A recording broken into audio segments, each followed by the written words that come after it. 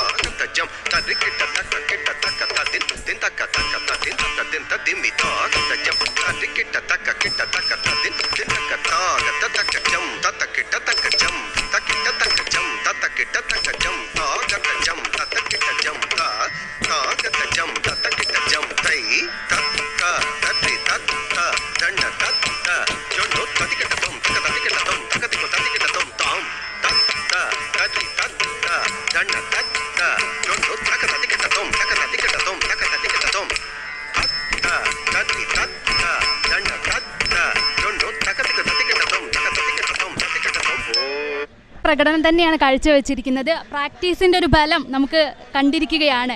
ഇനി എന്തായാലും കുച്ചിപ്പുടിയിലും ഫോക്കിലായാലും ഇതേ പ്രകടനം മുന്നോട്ട് കൊണ്ടുപോവുക. എന്തായാലും വിജയാശംസകൾ നേരുന്നു.